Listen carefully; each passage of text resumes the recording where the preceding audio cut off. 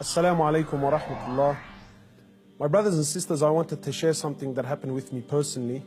Not too long ago, I went to visit a friend of mine whose mother was dying of cancer. She had been battling cancer for about 5 years, and news came to me that she was on her last days. So I went to visit the brother, and as I sat down with him, he was explaining to me that his mother is going through that state of sakarat al-maut, conscious and unconscious, and that the cancer was really starting to spread all over.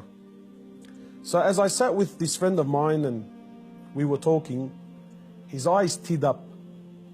So I assumed that because his mother's dying, and so I tried to comfort him, and I said to him, look, this is natural in life. And he said to me, I'm not crying because she's leaving. And of course I am upset, but that's not why I'm crying.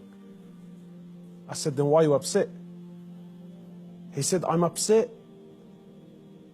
because all my life, I've never thanked my mother for what she's done.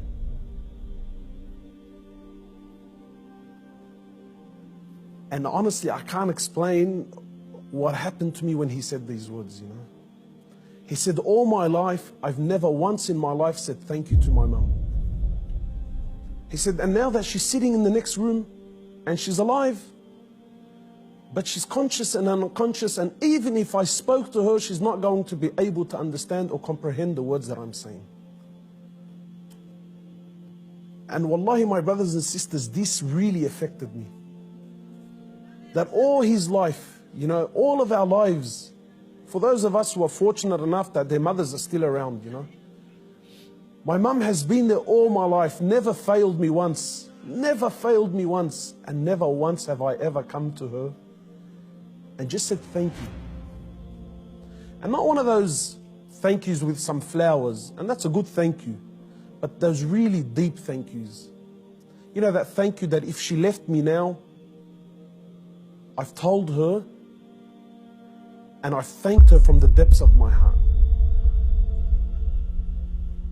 Wallahi, my brothers and sisters, I haven't been able to forget this. That when was the last time you thanked your mother? When was the last time you showed your mother genuine appreciation for everything that she's ever done?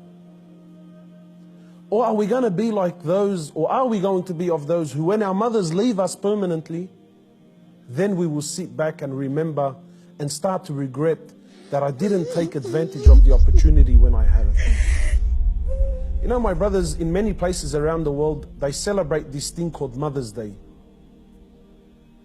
And it breaks my heart because in Islam, in truth, Mother's Day is every day. We don't single out one day of the year to say, oh, Mum, look, I remembered you today. But rather, we're ordered by Allah and His Prophet, more or less, to remember our mothers on a daily basis. A man came to the Prophet of Allah and he says to him, O Prophet of Allah, and many of us get this hadith wrong. He says, O Prophet of Allah, who is most deserving of my kind treatment? He says to him, your mother. He says, then whom? He said to him, your mother. He said to him, then whom? He said to him, your mother. He said, then whom? He said, then your father. Many of us, we interpret this to be love, that my mother is most deserving of my love. No, the person that is most deserving of your kind treatment, of your money, of your health, of everything that you possess, the person that is most deserving of this more than anyone, above all, is your mother, then your mother, then your mother, and then your father. My brothers and sisters, in short, many of us, we still have our mothers. Wallahi, do not be of the losers who wait until our mothers leave us permanently, only then to wish and to regret and say, I wish I can go back and thank my mother. If your mother is still around, run. By Allah, run to her and thank her for everything that she's done. We ask Allah subhanahu wa ta'ala to make us of those who have the best relationship with their mothers, and we ask Allah subhanahu wa ta'ala to give them Jannah.